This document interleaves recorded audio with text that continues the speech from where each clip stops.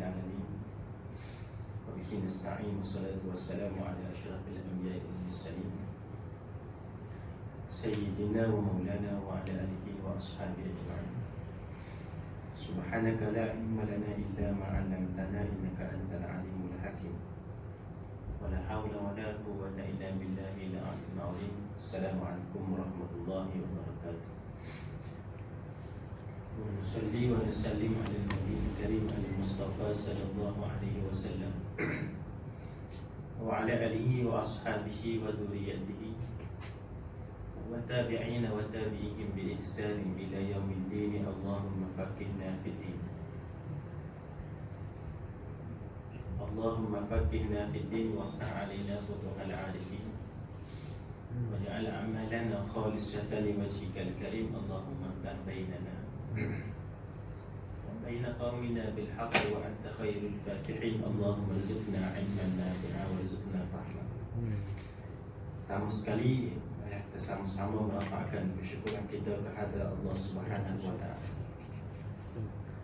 Di atas izin dan rahmat Allah Subhanahu wa taala dapat kita bersama-sama pada tengah hari ini, diberi kesempatan dan diberi peluang oleh Allah.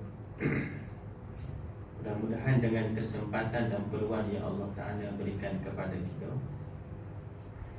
mudah-mudahan perbincangan kita pada tengah hari ini diberkati dan dirahmati oleh Allah Subhanahu wa taala, insya-Allah. Insya-Allah pada tengah hari ini kita akan membincangkan dua hadis. Dua hadis daripada kitab Mukhtasar Ibn Abi Jamrah, iaitu pada hadis yang ke-15 dan hadis yang ke-16. Dan kedua-dua hadis ini dia mempunyai satu tema yang sama, iaitu berkenaan dengan adab seorang murid apabila dia mempelajari sesuatu dengan guru dia. Adab bertanya, itu tema dia. Hadis yang ke-15 iaitu an Aisyah zaujin Nabi sallallahu alaihi wasallam, kanat la tasma'u syai'an la ta'rifuhu illa raja'at fihi hatta ta'rifu wa anna an-nabiy sallallahu alaihi wasallam qala man husiba 'udhiba. Qalat Aisyah faqultu awlaysa yaqulu Allah azza wa jalla fasawfa yuhasabu hisaban yasira. Qalat faqala innama dhalika al-ardu walakin man nuqisha al-hisaba ayuhliku. Sadaqah Rasulullah sallallahu alaihi wasallam. Daripada Aisyah, isteri kepada baginda Nabi sallallahu alaihi wasallam, bahawa adalah ia, yakni Aisyah, tiada mendengar akan sesuatu yang ia tiada mengetahui, melainkan ia akan mengulangi hingga ia mengetahuinya. Sayyidina Aisyah bila dia belajar dengan Nabi sallallahu alaihi wasallam, sekiranya dia tidak faham apa yang disebut oleh Rasulullah, maka dia akan minta Nabi ulang perkara tersebut sehinggalah dia faham. Dia akan minta Nabi ulang, dia akan tanya soalan pada Nabi sehinggalah dia faham apa yang disebut oleh baginda Rasulullah. Ini adalah di antara bagaimana cara iaitu Aisyah apabila dia mempelajari sesuatu, dia tidak akan berpindah kepada masalah yang lain sekiranya masalah yang dibincangkan tersebut masih lagi tidak difahami. Ini ini di antara cara kita belajar, kan? Sebab kalau belajar ni dia yang terbaik lah, dia kena ada dua hal. Tidak memahami satu perkara, maknanya kita perlu tanya guru tersebut, tapi tanya berkenaan dengan tajuk yang dibincangkan, bukan dia punya tajuk yang pelik-pelik, kan? Itu. Maknanya ialah tajuk yang dibincangkan tersebut. Mana guru dia kena bagi ruangan kepada murid untuk bertanya. Dan konsep soal jawab ini ialah satu konsep yang bagus. Sebab tu kalau tengok pada buku, kata-kata dia punya buku latihan pelajar-pelajar sekolah, dia ada soal jawab, soal jawab. Yang sebenarnya kalau kita lihat dalam buku pembelajaran SPM atau SDP sebagainya, yang pelajar yang baca dia punya teks tu, yang teks tu tak masuk dalam exam. Yang masuk dalam exam adalah soalan. Kan? Jadi sebab tu dia kena banyak praktiskan soalan berbanding dengan baca. Lepas tu saya ingat waktu belajar dulu SPM SPM saya ambil kelas sains. Lepas tu jadi ustaz, kan? Walaupun layak jadi engineering, tapi maknanya ialah minat ustaz. Waktu belajar tersebut, guru ni dia guna teknik yang bagus. Sebab kita belajar sekolah Arab, kita punya masa yang singkat untuk nak faham satu maknanya satu subjek. Kita hanya ambil masa lebih kurang 4 bulan saja untuk faham subjek-subjek yang nak dimasukkan dalam SPM tersebut. Maknanya yang paling mudah dia sebut ialah, kalau contohnya kamu buat soalan MN, kita buat soalan MN, maknanya tambahan. Satu soalan biasanya dia akan makan masa setengah jam kalau dia tak pandai. Jadi dia akan rugi 2 jam study tu hanya dapat buat 4 soalan. Jadi dia kata apa kata, kalau kamu baca jawapan, kamu tengok soalan, kamu baca jawapan, tengok soalan, baca jawapan. Sebab soalan dan jawapan itulah yang akan masuk dalam exam. Itu dia punya konsep dia. Sebab tu anak dia kata 3 minggu tak pegang pen dapat 100% MN di sekolah. Oi, jangan. Dia boleh guna semua subjek, fizik, kimia, biologi, sebagainya. Dia punya cara, mana dia guna cara tu, dia punya anak di nombor 2 dan nombor 3 dapat 100%. Maknanya zaman dalam 2006 2007, maknanya lebih kurang 3 minggu tak pegang pen sebab sibuk. Kebetulan waktu tu dia kata, waktu tu dia punya mak dia meninggal dunia, jadi sibuk sikit. 3 minggu tak pegang pen, tapi dapat ikut 100%. 100% ni susah tuan-tuan, kan? Kalau nak dapat 1% mudah. 100% tu susah, kan? Tak ada salah. Nak sebut ialah dia punya cara pembelajaran, tanya soal dan jawab. Sebab tu kan, kalau kita nak belajar satu benda, bagi cepat faham senang saja, kan? Kita contohnya kita dalam masa 2 bulan saja nak belajar satu bab, kan? Dia punya cara dia yang paling cepat sekali. Dia akan cepat, dia berlipat kali ganda, tapi dia punya usaha tu kena lebih lah. Satu kan dia buat cara dia mengaji. Hari pertama dia punya guru tu dia akan ajar Nahu ke apa, dia akan ajar. Esok sebelum daripada start pembelajaran baru, dia akan minta murid tu mana mengajar dia pula tajuk yang semalam. Memang tuan-tuan, jadi susah, kan? Jadi dia punya pelajar tu dia akan balik terlebih dahulu, kan? Lepas mengaji dia akan balik, dia akan dia record apa sebagainya, dia akan dengar balik, kan? Sebab dia nak mengajar balik. Bila waktu mengajar tu lah guru tadi dia boleh memperbetulkan salah faham murid tadi. Kalau lah belajar tersebut dia cerita sama dengan apa yang diceritakan oleh guru, makna budak tu faham. Kalau lah salah, mana guru boleh perbetulkan pada waktu tersebut. Ini cara pembelajaran yang paling cepat sekali. Kalau orang belajar dalam setahun, dia boleh buat dalam masa 6 bulan. Tapi penatlah letih. Biasanya bila kita punya kitab ni, bila kita mengaji, kemudian kita letak dalam rak kita, bila pula buka, tambah pula pelajar yang baru buka semalam, dia punya kasut sekolah pun hilang, kasut sekolah, stocking, baju sekolah 3 bulan. Ada seorang tu bangun pukul 6.30, biasa pelajar nak pergi sekolah pukul 6.30 kena bangun. Mana bila bangun duduk bila bangun nak duduk senyap, termenung, termenung. Sebab lama tak pergi sekolah. Ini nak sebutlah cara pembelajaran yang terbaik lah, tanya, soalan dan jawab. Sebab itulah yang dibuat oleh Sayyidina Aisyah kepada baginda Nabi sallallahu alaihi wasallam. Iaitu satu ketika baginda Nabi sallallahu alaihi wasallam bersabda, Nabi kata, man husiba uzziba. Sesiapa yang dihisap dia akan diazab oleh Allah Subhanahu wa taala. Sesiapa sahaja yang dihisap, ya Allah Ta'ala buka kertas siasatan dia, buku catatan amalan dia, Allah Ta'ala tanya dia di hari kiamat, orang yang akan diazab. Jadi dia nampak macam clash. Clash dengan nampak pada zahirnya nampak Sayyidina Aisyah nampak seolah-olah bercanggah dengan ayat Quran. Lalu dia tanya, awalaysa yaqulullahu azza wa jalla. Dia tanya dulu.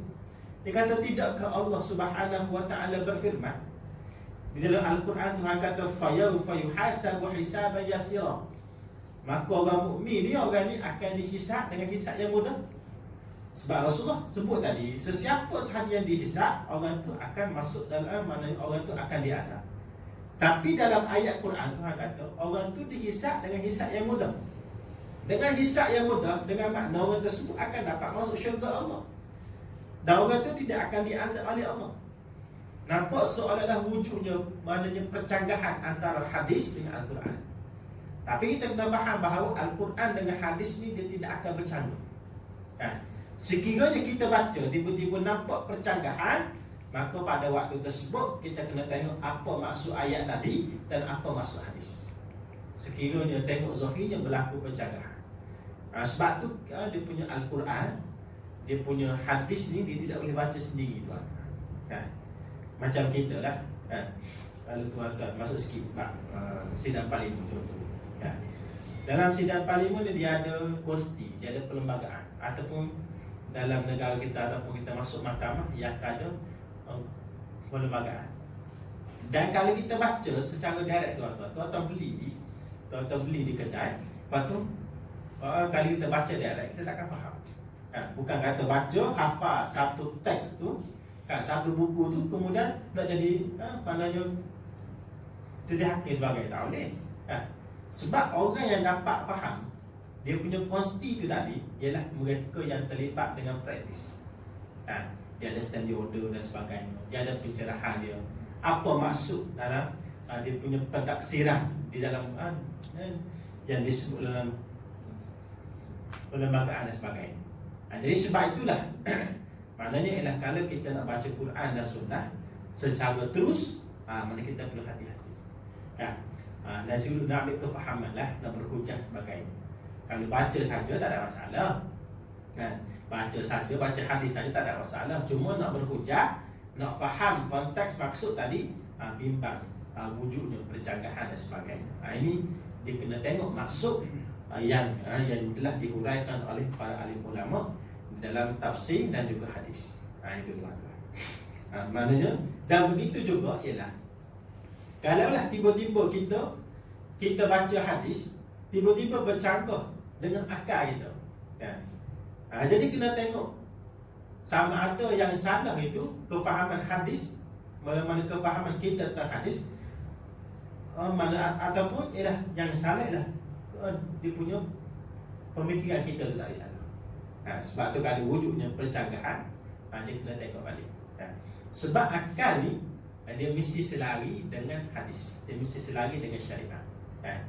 Contohnya kita duk fikir, kenapa orang laki-laki ni, anak laki-laki dia dapat 2 bahagian harta pusaka, orang perempuan dapat 1 bahagian.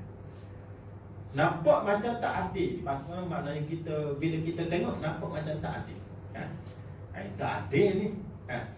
Anak laki-laki dapat 2 bahagian, anak perempuan dapat 1 bahagian. Kalau tengok secara harta pusaka tu nampak macam tak adil. Tapi dia kena ingat bahawa tanggungjawab anak laki-laki ni dia lebih besar daripada tanggungjawab anak perempuan.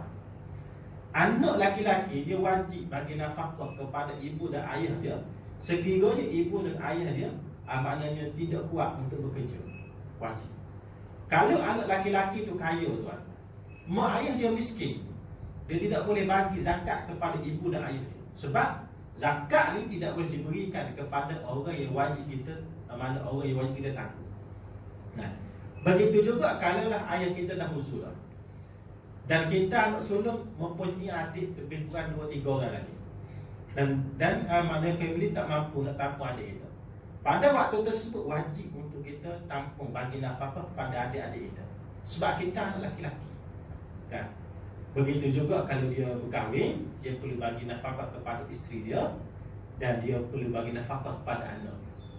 Ini tanggungjawab orang laki-laki ni dia besar. Sebab tu Allah Ta'ala berikan lebih dalam harta pusaka tu lebih. Itu sebagai contoh. Begitu juga kalau kita baca hadis tentang azab neraka. Maknanya tiba-tiba kita bercanggah. Dia kata, macam mana orang tu boleh?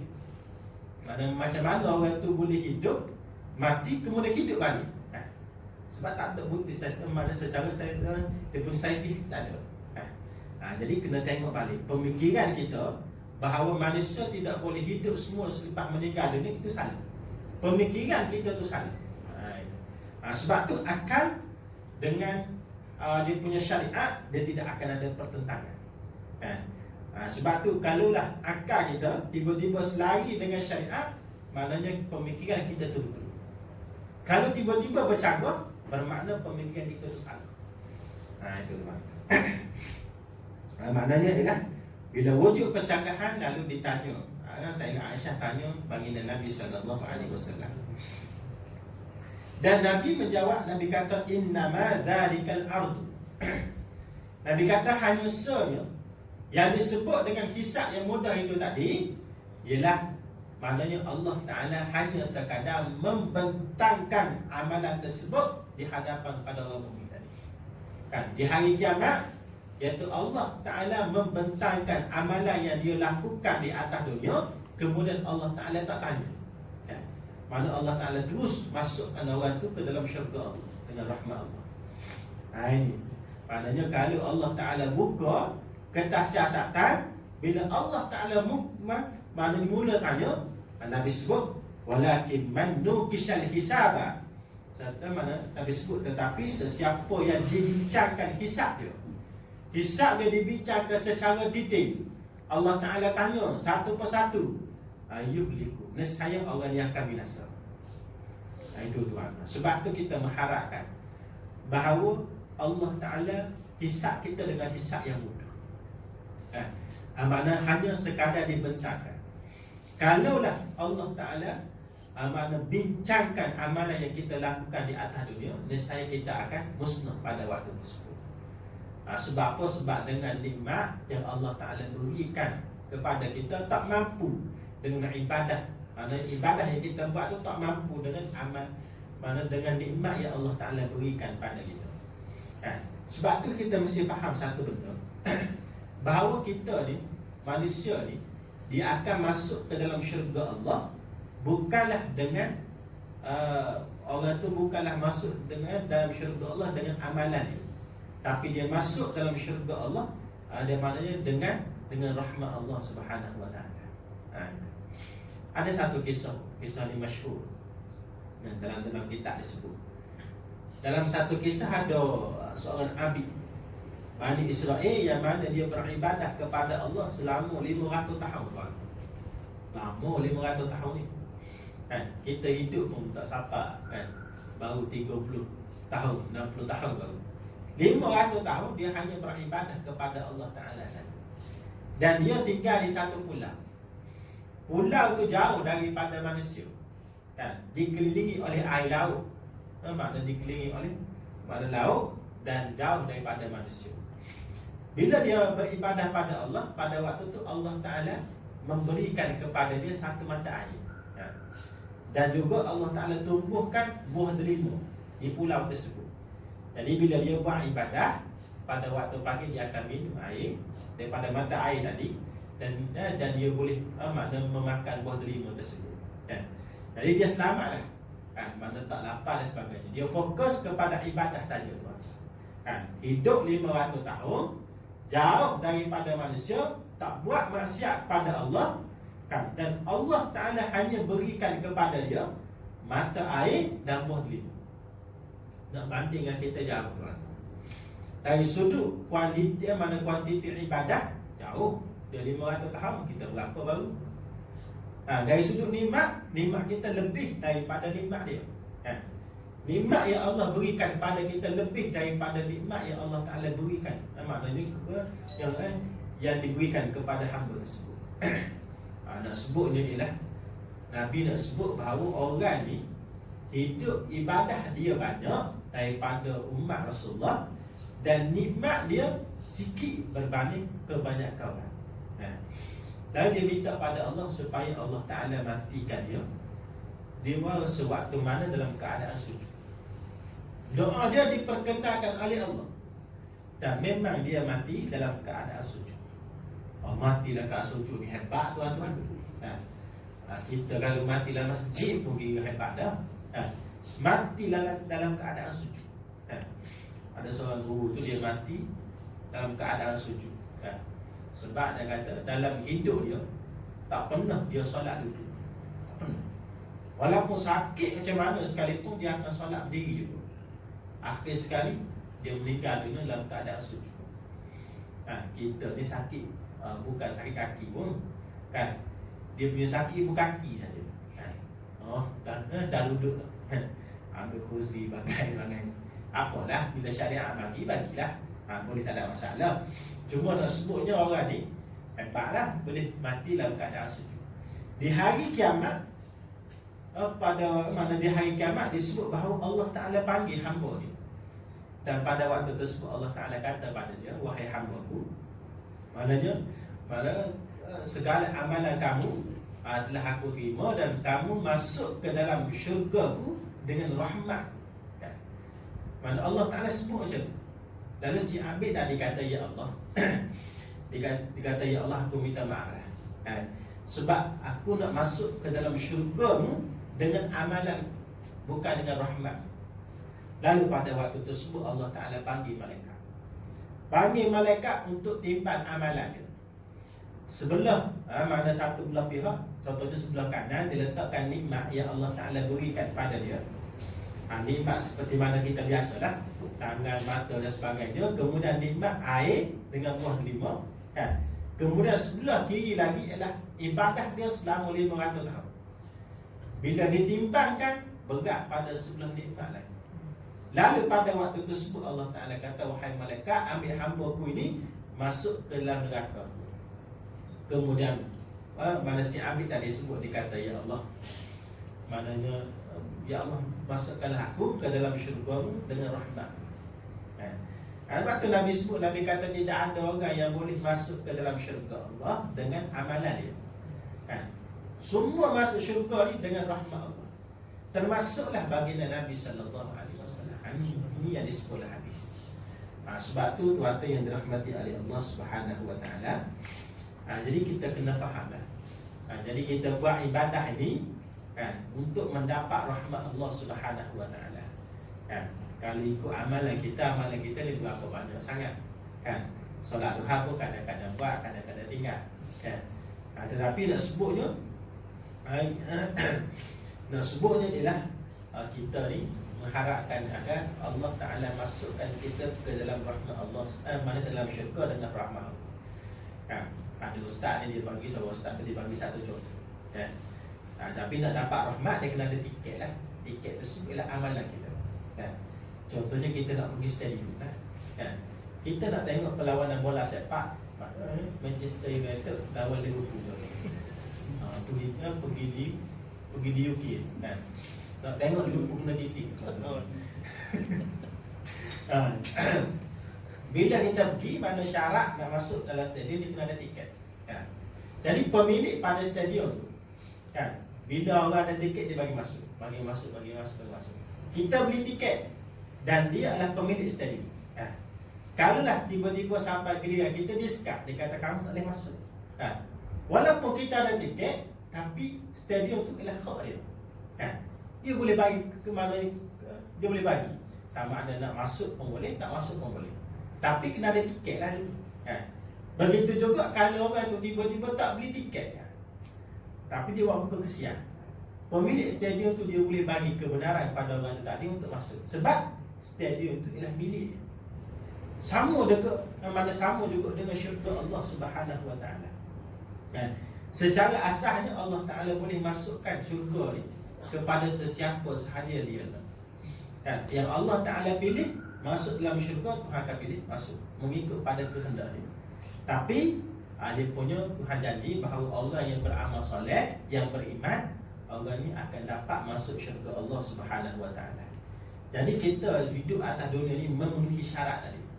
Memenuhi syarat, iaitu beriman pada Allah, kemudian beramal, kemudian kita jauhkan diri kita daripada maksiat. Kalau kita buat maksiat, kita bimbang Allah Ta'ala tidak memberikan rahmat pada kita. Sebab tu bila kita faham perkara ni tuan-tuan, menyebabkan kita ni tidak tenggelam dengan amalan yang kita lakukan. Sebab kita akan pandang bahawa amalan kita ni tak seberapa nak dibandingkan dengan nikmat yang Allah Ta'ala berikan pada kita. Dan begitu juga pada masa yang sama, kalau kita ni orang yang melakukan dosa pada Allah, dan kita tidak akan berputus harap daripada rahmat Allah Subhanahu Wa Ta'ala. Jangan menganggap bahawa kita ni 40 tahun dah buat maksiat, tiba-tiba kita dah fikir tak ada jalan, aku nak bertaubat. Sebab 40 tahun dah. Tapi kita kena ingat bahawa syurga ni adalah milik Allah. Pengampunan itu adalah milik Allah, bukan milik manusia. Walaupun manusia kata kamu tak boleh masuk syurga, tapi kalau Allah Ta'ala kata boleh, maka boleh masuk. Itu tuan. Jadi mana dua keadaan tadi. Kita bila kita buat ibadah, jangan kita maknanya rasa tenggelam dengan ibadah kita. Dan pada masa yang sama, kalau kita buat maksiat, jangan kita berputus harap daripada rahmat Allah. Kena senantiasa maknanya ada perasaan taubat, menyesal terhadap dosa yang kita lakukan. Walaupun kita buat dosa tadi, kena cepat-cepat bertaubat. Bertaubat dengan musuh-musuh. Itu tuan yang dirahmati oleh Allah. Sebab kita kena faham bahawa ibadah kita ni maknanya tak semestinya Allah Ta'ala terima. Maknanya sebab ibadah ni dia kena menepati syarat dia. Ada seorang sahabat, hadis ni daripada Abu Hurairah. Seorang sahabat dia tanya, ya Rasulullah, ya Rasulullah, inna fulana taqumul lail wa tasumun nahar wa taf'alu wa tasaddaqu wa tu'zi jiraniha amana bilisaniha. Maknanya seorang sahabat tanya, ya Rasulullah, ada seorang perempuan yang mana dia ni mendirikan solat malam. Solat malam ni wajib ke sunat? Sunat. Solat malam sunat. Kalaulah solat malam dia buat, yang wajib dia buat je, mesti lebih-lebih lagi dia buat, Dan dia berpuasa pada siang hari, dan dia melakukan kebaikan, dia bersedekah dengan harta yang cukup banyak. Tetapi orang ni dia menyakiti saudara mana jiran dia dengan lisan dia. Jiran dia tak rasa aman dengan lisan dia. Dia kata pada jiran, mana walaupun dia baik, tapi jirannya mana dia punya lisan dia, mulut ni dia tak ada, mana dia tidak boleh kawal, tuan-tuan. Sebab tu maksiat yang paling banyak sekali ialah maksiat lidah. Kalau kita perhatilah, tuan-tuan, mana satu anggota yang Allah Ta'ala lindungi dengan begitu ketat? Mana? Lidah. Paling ketat sekali. Berlapis-lapis Allah Ta'ala lindungi. Sebab apa? Sebab lidah ni begitu bahaya. Tangan ada tulang, tapi Allah Ta'ala tak lindungi. Tapi lidah ni duduk dalam mulut, dilindungi. Dia punya lidah dia dilindungi oleh gigi lagi, dengan gusi lagi, tambah mulut lagi, tambah misai lagi. Sebab apa? Sebab nak tunjuk bahawa lidah ni begitu bahaya. Dia tidak bertulang, tapi dialah yang paling bahaya sekali. Orang yang ahli surau, ahli masjid, dia tidak akan pukul orang, tapi dia belum tentu selamat daripada lidah dia. Sebab tu dia kena hati-hati. Kata gurau sebagainya boleh menyebabkan jiran dia atau orang yang terdekat dengan dia terasa hati dengan dia. Ini juga mana ini juga sudah dikatakan menzalimi, fitnah dan sebagainya. Kerana sebutnya ialah dalam hadis tadi, sahabat kata seorang tu dia menyakiti jiran dia dengan lisan dia melakukan kezaliman kepada jiran dia. Lalu Nabi SAW menjawab, Nabi kata, hiya min mana la khaira fiha, tidak ada kebaikan pada dia. Walaupun dia buat ibadah dengan begitu banyak, tapi ibadah tersebut tidak memberikan manfaat pada dia, tak ada kebaikan. Hiya min ahli nar, dia adalah daripada ahli neraka. Dan sahabat tanya lagi, wa fulanah, dan seorang perempuan yang mana dia tusallil maktubah, dia hanya sembahyang fardu saja. Sembahyang sunat dia tak buat. Dia buat sembahyang fardu saja. Wa tasaddaqu bi aswarin, dan dia hanya bersedekah dengan mana sekeping roti saja, sikit saja. Wala tuzi ahada, tapi dia tidak menyakiti seorang pun. Lalu Nabi SAW menjawab, hiya min ahli jannah, dia adalah daripada ahli syurga. Nak sebut pada kita, tuan-tuan, ibadah kita Kan, dia mesti menepati syarat, dia punya syarat-syarat barulah diterima oleh Allah. Kan, rukun dia, dia punya syarat dia, kemudian dia punya hati kita, dan dia punya perbuatan kita. Kan, itu. Contohnya kalau orang tu buat kebaikan tapi dia tak sembahyang, dia melakukan kezaliman kepada diri dia sendiri. Ini juga amalan dia juga tidak diterima oleh Allah. Kan, sebab tu dia macam ni lah. Kan, kita ni bimbang. Kalau kita buat ibadah ni kita bimbang dalam keadaan kita rasa banyak atas dunia. Kan, macam orang pergi menjala ikan. Kan, dia pergi tengah laut dia, tengok ikan banyak. Kan, bersusun ikan, dia pun tebak jala. Bila dia tebak jala, dia tengok ikan banyak lekat di jala dia. Dia tarik, bila dia tarik sikit demi sikit jala dia, dia terlupa bahawa jala dia tu bocor. Kan, maknanya ada lubang, menyebabkan dia punya ikan tu satu-satu keluar. Satu keluar. Bila akak tengok di atas buk, seekor habuk tak ada. Sampai ikan bilik pun tak lekat. Contoh, ikan bilik ni paling mudah sekali. Contoh, hak kecil pun tak lekat, hak besar lagi lah. Kan, sebut kita dah rasa bahawa di atas dunia ni kita buat ibadah begitu banyak, tetapi tengok di hari kiamat, satu pun ibadah yang Allah Ta'ala tak terima. Jadi sebab tu kita kena hati-hatilah tuan-tuan. Bila kita berhadapan dengan maknanya bila kita baca hadis ni, kita buat ibadah ni, jangan kita rasa takjub dengan diri kita sendiri. Kan, kita jangan rasa takjub, jangan kita rasa hebat kan dengan ibadah yang kita lakukan, dan jangan kita pandang rendah pada orang lain. Kan, bila kita dapat datang masjid, kita rasa bersyukur pada Allah. Kena ada senantiasa tawaduk, rendah diri. Kan, sesiapa yang rendah diri, orang tu akan diangkat oleh Allah. Siapa yang sombong, orang ni akan dihina oleh Allah. Kan, dia punya sifat untuk Allah Ta'ala angkat seseorang tu di atas dunia, dia tak sama dengan sifat manusia, tak sama. Kan, kita kalau kita nak orang angkat kita dah fikir kita mesti tunjuk something depan orang. Tapi tak sebenarnya. Tak, mana orang tu dia kena tawaduk, barulah akan diangkat oleh Allah Subhanahu Wa Ta'ala. Cukuplah tuan-tuan. Sekarang tu saja awal sikit berarti kan. Tak apalah, kalau baca satu hadis lagi pun lebih. Ada satu lagi hadis janji tadi. Jadi cukuplah sekadar itu saja. Mudah-mudahan Allah Subhanahu Wa Ta'ala merahmati dan memberkati pertemuan kita pada hari ini. Dan hadis yang saya bacakan tadi adalah hadis daripada kitab Mukhtasar Ibn Abi Jamrah. Kitab Mukhtasar ni adalah kitab ringkasan kepada Sahih Al-Imam Al-Bukhari. Sahih kepada Imam Bukhari. Dia punya kitab jadilah ada dalam Jaki pun, Dr. Zulkifli pun dah keluar dia punya dalam bahasa Melayu, dan termasuk dengan huraian penjelasan yang panjang lebar lah. Tuan-tuan boleh tengok. Dan kalau kita tengok Sahih Bukhari ni dia panjang kan, panjang. Jadi Mukhtasar ni dia ringkaskan daripada ribuan hadis, tak silap 6,000 hadis, diringkaskan menjadi 290 hadis. Di mana terdapat dalam kitab Mukhtasar Ibn Abi Jamrah. Dipanggil parti kepada Sahih Bukhari tersebut. Dan cukuplah sekadar saja. Mudah-mudahan Allah Subhanahu Wa Ta'ala merahmati dan memberkati pertemuan kita. Jadi yang berkaitan daripada Allah, yang boleh kelemahan saya. Assalamualaikum warahmatullahi ta'ala wabarakatuh. Ya Rabbal Alamin, Allah yanfa'na bima 'allamtana wa 'allimna bima yanfa'una, rabbana atina fid dunya hasanah wa fil akhirati hasanah wa qina adzabannar. Sallallahu alaihi wa sallam Muhammad wa ala alihi wa sahbihi wa barik wa sallam. Alhamdulillah.